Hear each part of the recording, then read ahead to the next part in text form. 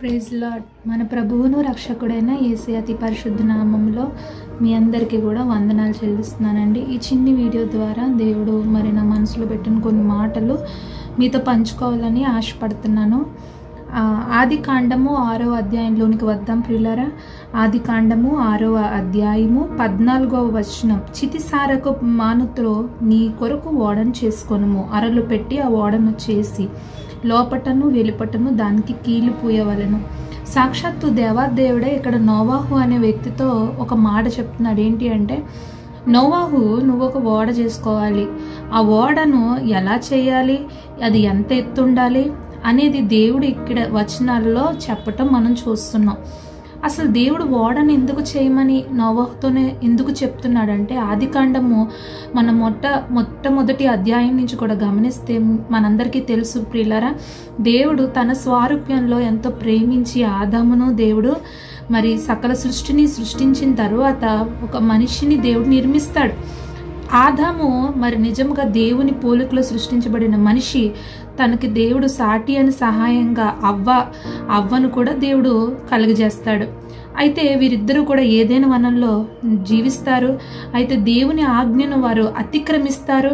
తర్వాత మనకు తెలుసు, పాపము చేయుట ద్వారా, ఆజ్ఞ అతిక్రమించుట ద్వారా శాపము ఈ భూమి మీదకి వచ్చి ఉన్నది. తర్వాత మనం చూస్తే ప్రియులారా, ఆ యొక్క ఏదైనా వనం నుండి వాళ్ళు వెలివేయబడతారు. కయ్యేను హేబేలు జన్మిస్తారు. ఇది ఎలా ఉండగా తర్వాత అంతా మనకు తెలుసు. ఇదిగో అక్కడ ఆది కాండము 6వ అధ్యాయం మొట్టమొదటి వచనం వచ్చేటప్పటికి ఇక్కడ ఏమని ఉంటుందంటే, ఇదిగో జనులు భూమి మీద విస్తరిమ్మని ఆరంభించారు. ఇంకా జనాలు పెరుగుతున్నారనమాట. ఇంకా భూమి మీద జనసంఖ్య పెరుగుతున్న ఈ క్రమంలో పాపము కూడా పెరుగుతోంది. దేవుడు ఇదంతా ఆకాశమందున దేవుడు అది చూశాడట. ఆది కాండం 6వ అధ్యాయము 5వ వచనం చూస్తే, నరుల చెడుతనం భూమి మీద గొప్పది. ఇదిగో నరులు భూమి మీద ఎప్పుడు చెడుతనం చేస్తూ వస్తారు. చూడండి ప్రియులారా, దేవుడు మనిషిని సృష్టించినప్పుడు మనిషి పాపిగా మారిపోవాలని కానీ, మనిషి ఏదో దేవునికి విరుద్ధమైన పనులు చేసేవాడుగా ఉండాలని కానీ దేవుడు కోరుకోలేదు. కానీ తన పోలికలో సృష్టించబడిన మనిషి ఎలా ఉండాలంటే పరిశుద్ధంగా ఉండాలనుకున్నాడు. కానీ పాపము చేయుట ద్వారా ఆదాము స్వభావం ఇంకా పాప బీజం అనేది మనుషుల్లో ఉండిపోవటం ద్వారా అక్కడ మనం చదువుతున్నాము, నరుల చెడుతనము భూమి మీద గొప్పది. ఇదిగో వాళ్ళు ఊహించేదంతా, వాళ్ళ మనసులో వచ్చే ఆలోచనలన్నీ కూడా అవి ఎల్లప్పుడూ పాపము అని చెప్పి చెడ్డవి అని చెప్పి యెహోవా చూచాడట.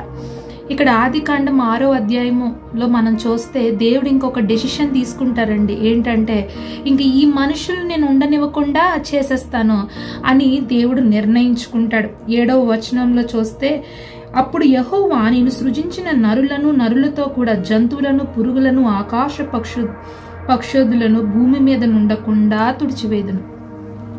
ఇంకా నేను ఏదైతే చేశానో అదంతా అపవిత్రమైపోతున్నది, నాకు వద్దు అని దేవుడు ఒక నిర్ణయానికి వస్తాడైతే యెహోవా దృష్టికి ఒక వ్యక్తి కనబడుతున్నాడంట. ఆ వ్యక్తి పేరు నోవాహు. ఈ నోవాహు ఎలా ఉన్నాడంటే పరిశుద్ధంగా ఉన్నాడు ప్రియులారా. హల్లెలూయా.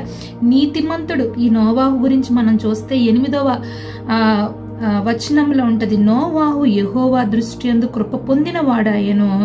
అంతేకాదు అతను 9వ వచనంలో చూస్తే నీతిపరుడు, నిందారహితుడు.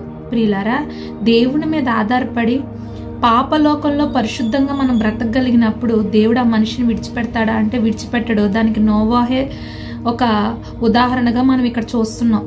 ఈ భూమి అంతటిని దేవుడు నాశనం చేయాలని నిర్ణయించినప్పుడు, దేవుడు చూసినప్పుడు చెడ్డవారిని దేవుడు చూస్తున్నాడు. నీతిమంతుల మీద కూడా ఆయన కనుదృష్టి ఉంది ప్రియులారా. చూడండి, ఇక్కడ నోవాహు నీతిపరుడుగా ఉన్నాడంట. తనొక్కడే కాదు, తన కుటుంబాన్ని కూడా రక్షించుకోగలిగాడు. ఇప్పుడు దేవుడు నోవాహును రక్షించాలని నిర్ణయం తీసుకున్నారు. ఆ కిందంతా మనం చదివితే, ఇదిగో 11వ వచనము, భూలోకము దేవుని సన్నిధిని చెడిపోయి ఉండెను, భూలోకము బలాత్కారంతో నిండి ఉండెను.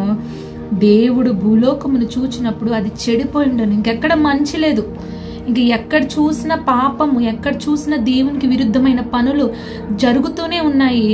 ఇంకా ఈ నోవాహు మాత్రము దేవుని దృష్టికి కృప పొందినవాడు ఆయన. 7వ అధ్యాయం మొట్టమొదటి వచనం చూస్తే, ఈ తరము వారిలో నీవే నా ఎదుట నీతిమంతుడవై ఉండుట చూచి తిని. హల్లెలూయా. ఏంటండి తరము అంటే? కొన్ని వేల మంది, ఇంతమందిలో నువ్వొక్కడివే నా కొరకు బ్రతుకుతున్నావు నోవాహు అని సాక్ష్యం ఎవరిస్తున్నారంటే సాక్షాత్తు దేవాది దేవుడే చెప్తా ఉన్నాడండి. ప్రియులారా, ఇక్కడ మనం చూస్తున్నాం లోకమంతా ఒక పక్కన పాపముగా జీవిస్తున్నప్పటికీ ఒక వ్యక్తి ఉన్నాడు, ఆ వ్యక్తి నోవాహు. ఈ లోకంలో నీవు నేను కూడా దేవుని కొరకు ఎవరు రాకపోయినా దేవుని కొరకు జీవించటానికి నీవు నేను కూడా ఎప్పుడు సిద్ధంగా ఉండాలి. నువ్వు ఏదైతే నమ్ముతున్నావో ఆ విశ్వాసం నిన్ను సిగ్గుపరచనివ్వదో.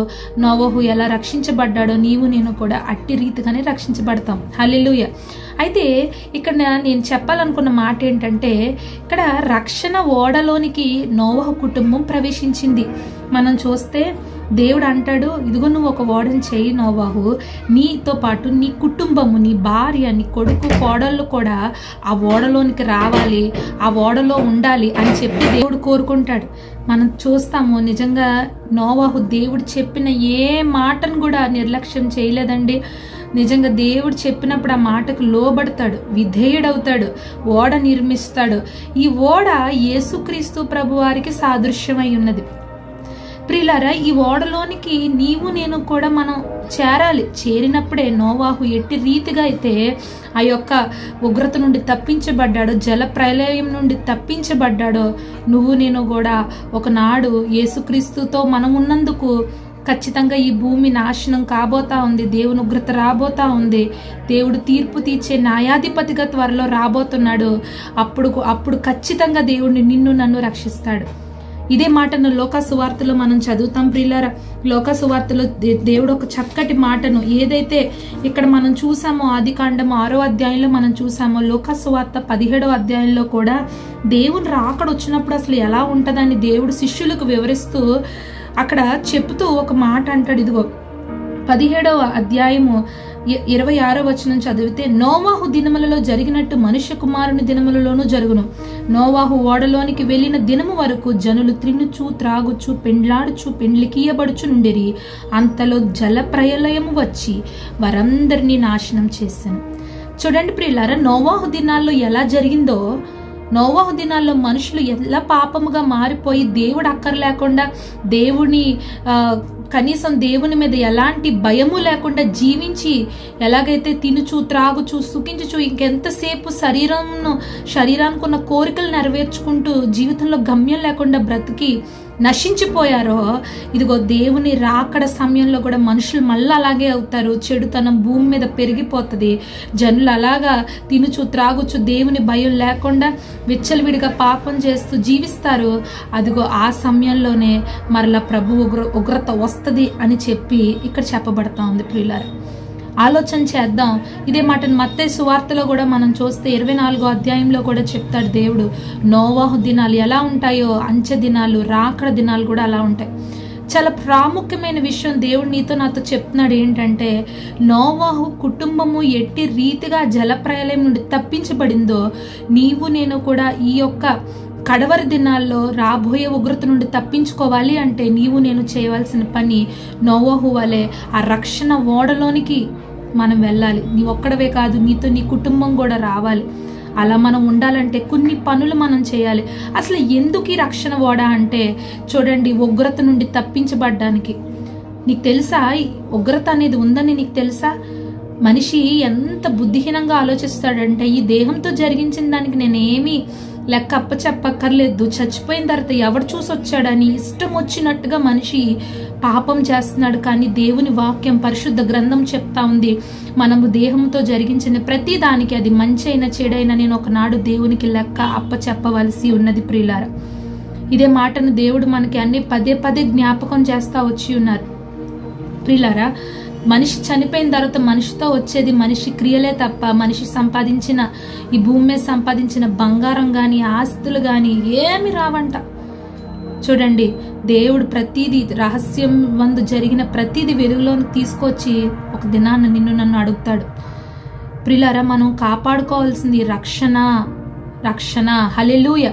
అయితే మనం 2వ పేతురులో ఒక మాట ఉంటది, 3వ అధ్యాయము 2 పేతురు 3వ అధ్యాయము 7వ వచనం చదివితే, ఇప్పుడున్న ఆకాశమును భూమియు భక్తిహీనుల తీర్పును నాశనము జరుగు దినము కొరకు అగ్ని కొరకు నిలువ చేయబడినదే.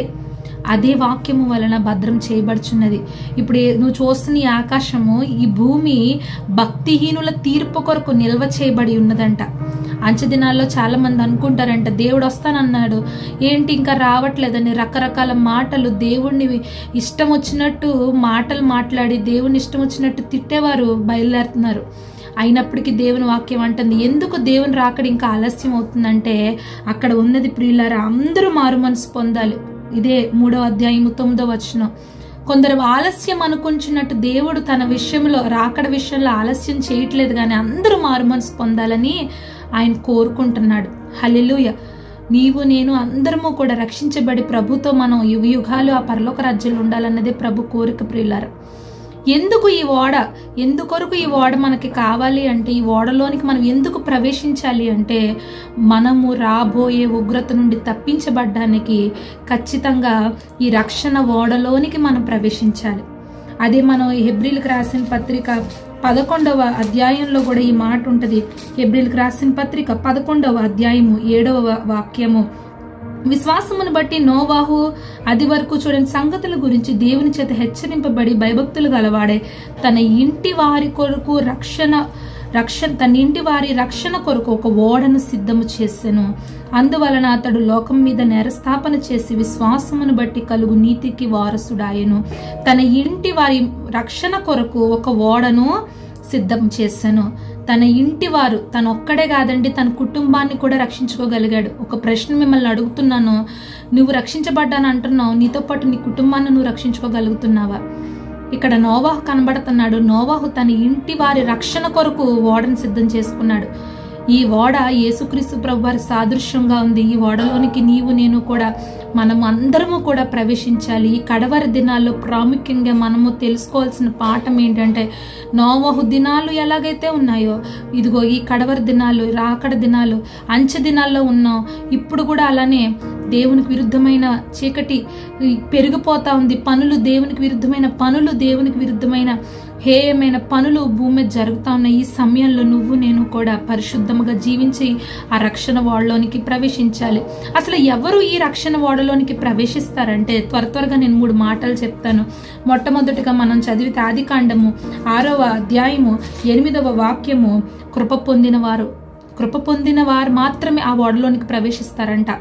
ఈ ఓడ యేసుక్రీస్తు ప్రభు వారికి సాదృశ్యంగా ఉంది.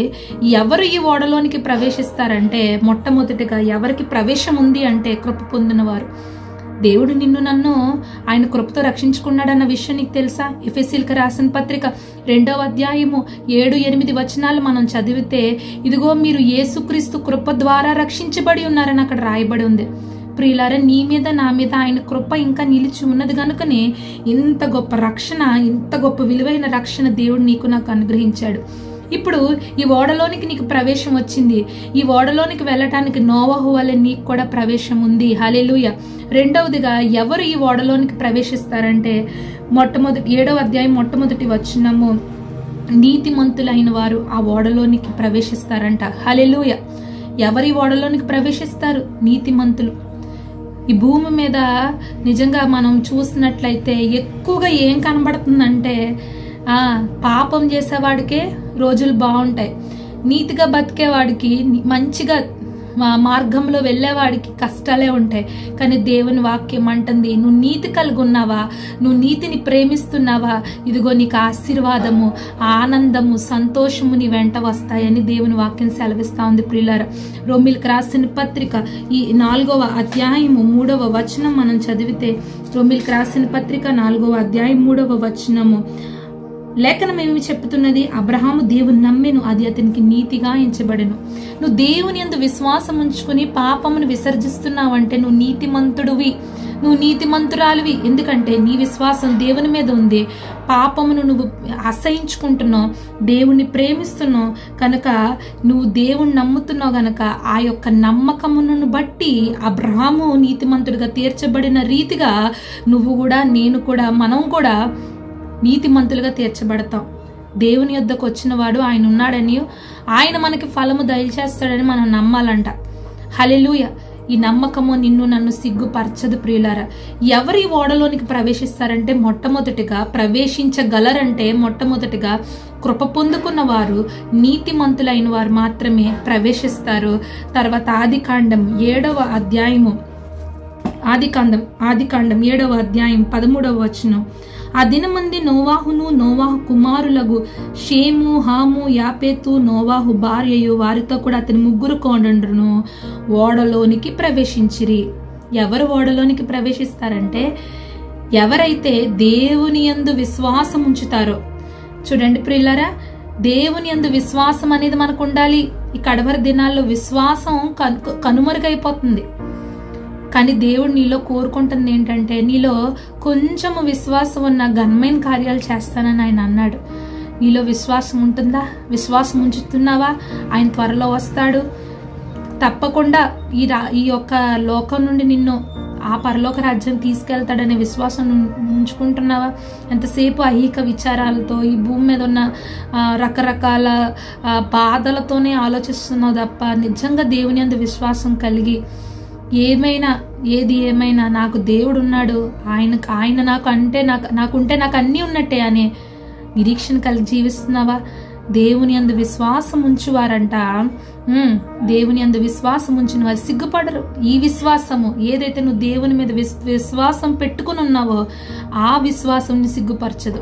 ఒకవేళ మనుషుల మీద మనం విశ్వాసం పెట్టుకుంటే, ఈ మనిషి నన్ను మోసం చేయడు, ఈ మనిషి జీవితాంతం నాతో ఉంటాడు, ఈ మనిషి ఎప్పటికీ మారడు అనుకుంటే ఖచ్చితంగా మనిషి మారిపోవచ్చు, నిన్ను ఏదో ఒక నాడు చెయ్యి వదిలిపెట్టి వెళ్ళిపోవచ్చు. కానీ దేవుడు అంటాడు, నువ్వు నా మీద పెట్టుకున్న విశ్వాసం నేను ఇప్పటికీ ఒమ్ము చేయను. హల్లెలూయా. ఎంత గొప్ప దేవుణ్ణి మనం కలిగి ఉన్నాం. అపోస్తల కార్యాలు 16వ అధ్యాయము 31వ వచనం చూస్తే, అపోస్తల కార్యాలు 16వ అధ్యాయము 31వ వాక్యం చూస్తే, అందుకు వారు ప్రభువైన యేసునందు విశ్వాసం ఉంచుము, అప్పుడు నీవును నీ ఇంటి వారును రక్షణ పొందుతారు. మనం పెద్ద పెద్ద పనులు చేయక్కర్లేదు ప్రియులారా, మనం పెద్ద పెద్ద కార్యక్రమాలు ఏమీ మనం చేయక్కర్లేదు. దేవుడు కోరుకుంటుంది నీ హృదయంలో యథార్థమైన భక్తి, నీ హృదయంలో అంతరంగంలో పరిశుద్ధత. నువ్వు విశ్వాసము కలిగి, నాదా దేవా నాకు నువ్వు కావాలి అని అడిగినప్పుడు దేవుడు తప్పకుండా నోవాహును జ్ఞాపకం చేసుకుని ఆ ఓడలోనికి ప్రవేశం ఇచ్చిన రీతిగా నీకు కూడా దేవుడు సహాయం చేస్తాడు, నాకు కూడా సహాయం చేస్తాడు. ఇప్పుడు చెప్పండి, మనకు ఓడలోనికి ప్రవేశం ఉందా లేదా? ఖచ్చితంగా ఉంది. ఆయన కృప పొందుకున్నావు, నీతి కలిగి జీవించాలని ఆశపడుతున్నావు, విశ్వాసం పెట్టుకున్నావు. నోవాహుని ఎలాగైతే రక్షించాడో దేవుడు, ఆ జలప్రాయం నుండి తప్పించాడో, ఆ కుటుంబాన్ని తప్పించాడో, రాబోయే ఉగ్రత నుండి కూడా నిన్ను నన్ను తప్పిస్తాడు. అయితే ఆ ఓడలో ఎవరుండరంటే, చూడండి ఆదికాండం 6వ అధ్యాయంలోనే దానికి సమాధానం ఉంది. 5వ మనం ఇందాక చదువుకున్నాం కదా, చెడుతనము చేసేవారు, చెప్పండి, చెడుతనం చేసేవారంట ఓడలోనికి వెళ్ళలేరు. నోవాహు దేవుడు చెప్పిన తర్వాత కొన్ని సంవత్సరాలు దేవుని సువార్త ప్రకటిస్తూ ఆ ఓడను నిర్మిస్తూ, మారండి దేవుని ఉగ్రత వస్తుంది, జలప్రలయం వస్తుందంటే ఎవరు వినలేదండి. ఒక వెర్రివాడగా, ఒక పిచ్చివాడుగా నోవాహును చూశారు. కానీ దేవుడు చెప్పిన మాట, ఆకాశం భూమి గతించిపోయిన ఆయన చెప్పినది మాట అక్షరం పొల్లు కూడా ఆ నిరర్ధకం కాదట, జరగకుండా ఉండదంట. ఆయన చెప్పిన రీతిగానే మరి జలప్రలయం వచ్చింది. ఈ మనుషులందరూ అప్పుడు రొమ్ము బాదుకుంటున్నారు, అప్పుడు పశ్చాత్తాపడుతున్నారు, అప్పుడు ఏడుస్తున్నారు, తప్పు చేసాం అని. అంతా జరిగిన తర్వాత కాదండి, సమయం ఉండగానే, దీపం ఉండగానే నువ్వు నేను కూడా ఏం చేయాలంటే, మనము దేవుడు చెప్పిన రీతిగా మనం బ్రతకటానికి ప్రయత్నం చేయాలి. చెడుతనం చేసేవారికి ఆ ఓడలో ప్రవేశం లేదు ప్రియులారా. తలుపు అంట ఎవరేసేసారు? ఆ యొక్క ఓడ తలుపు ఎవరేసారు? దేవుడే వేసాడు. అప్పుడు వచ్చి జనాలు కొడుతున్నారు, నోవాహు మునిగిపోతున్నాం, తలుపు తీ అంటే నో ఛాన్స్, ఇంకా అవకాశం లేదు. దేవుడిచ్చిన అవకాశాలన్నీ అయిపోయాయి. ఇక్కడ మనం అదే చూస్తున్నాం, చెడుతనము చేసే వారికి ఛాన్స్ లేదు. ప్రకటన గ్రంథంలో కూడా మనం చూస్తే, మీకు ఈ వచనం నేను చూపిస్తాను.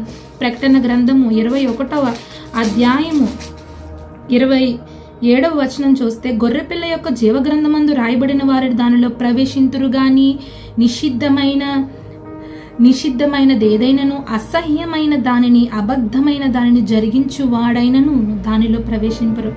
ఎవరైతే పరిశుద్ధంగా ఉంటారో వారు మాత్రమే పరిశుద్ధులు మాత్రమే ప్రభువును చూస్తారు. కానీ నిషిద్ధమైన దాన్ని, అబద్ధమైన దాన్ని, హేయమైన దాన్ని, ప్రభువుకు అసహ్యమైనది జరిగించేవారు ఎంత మాత్రమో ఆ ఓడలోనికి ప్రవేశించలేరు. దేవుని వాక్యం ఖచ్చితంగా మనకు చెప్తా ఉందండి. ఎఫెసీయులకు రాసిన పత్రిక 5వ అధ్యాయము, ఎఫెసీయులకు రాసిన పత్రిక 5వ అధ్యాయము 5వ వాక్యంలో కూడా చూస్తే, వ్యభిచారి అయినను, అపవిత్రుడైనను, విగ్రహారాధికుడైనను, లోబి అయినను క్రీస్తు యొక్కయు దేవుని యొక్కయు రాజ్యమునకు హక్కుదారుడు కాడు. ఖచ్చితంగా ఈ లక్షణాలు మనలో ఉంటే ఖచ్చితంగా దేవుని రాకడలో మనం ఎత్తబడలేము, దేవుని రాజ్యానికి మనం చేరలేము. ప్రియులారా, నీకు ఒకవేళ ఆశ ఉందా? ఖచ్చితంగా దేవుడు చెప్పిన రీతిగా అన్నీ జరగబోతున్నాయి. మరి నీ కుటుంబం, నువ్వు కూడా నోవాహు వలె ఆ యొక్క ఉగ్రత నుండి తప్పించబడాలి అంటే, ఆ ఓడలోనికి వెళ్ళాలి అంటే మనం ఏం చేయాలంటే చెడుతనం చేసేవారుగా ఉండకూడదు. ప్రియులారు, ఇక్కడ కొన్ని లక్షణాలు దేవుడు చెప్పాడు. ఇవన్నీ నీలో ఉంటే మనం వెళ్ళలేము దేవుని రాజ్యానికి. తర్వాత ఎవరు ఆ యొక్క రక్షణ ఓడలోనికి ప్రవేశించలేరంటే, లోకాసు వార్త 17వ అధ్యాయం 27వ వచనం మనం చూస్తే, నోవాహు ఓడలోనికి వెళ్ళిన దినము వరకు జనులు త్రినుచు, త్రాగుచు, పెండ్లాడుచు, పెండ్లికియబడుచు నుండిరి. అంతలో జల ప్రళయం వచ్చి వారందరినీ నాశనం చేశాను. ఏమండి, ఈ తినడము, త్రాగడం, పెళ్లి చేసుకోవడం తప్ప దేవుని దృష్టిలో అంటే కాదండి. ఇక్కడ దేవుని యొక్క ఉద్దేశం ఏంటంటే, వాళ్ళకి ఎంత మాత్రం ఆధ్యాత్మికమైన విషయములలో ఆత్మయందు దిగులేని వారుగా ఉన్నారు. కనీసం వాళ్ళ ఆత్మీయ స్థితి గురించి ఆలోచించలేనట్టుగా ఉన్నారు. ఆత్మ విషయమై దిగులు లేని వారు, ఆత్మ విషయమై చింత లేని వాళ్ళు ఆ ఓడలోనికి వెళ్ళలేరంట. నేను ఒక పాపిని, నా పాప నుండి నేను విడిపించబడాలి, నా దేవుని కొరకు నేను జీవించాలా అని చింత కలిగినోడు మాత్రమే ఆ రక్షణ ఓడలో ప్రవేశిస్తాడంట. ఎవరికైతే చింత ఉండదో, ఎవరికైతే దిగులు ఉండదో, ఎంతసేపు ఐహిక సంబంధమైనవి, శరీర సంబంధమైనవి, ఇది తినాలి, అది తాగాలి, లేకపోతే అవి ధరించుకోవాలి, అక్కడికి వెళ్ళాలి, ఇక్కడికి వెళ్ళాలి, ఎంతసేపు ఈ లోక సంబంధమైన ఆలోచనలు, ఈ లోక సంబంధమైన ఆటలు, ఇవే జీవితం అంతా దానికోసం జీవించేస్తే నీ ఆత్మను ఎప్పుడు కాపాడుకుంటావు? నీ ఆత్మీయ జీవితం మీద దృష్టి ఎప్పుడు పెడతావు? నీ ఆత్మ కొరకు నువ్వు ఎప్పుడు దేవుని సన్నిధిలో ప్రాకులాడతావు?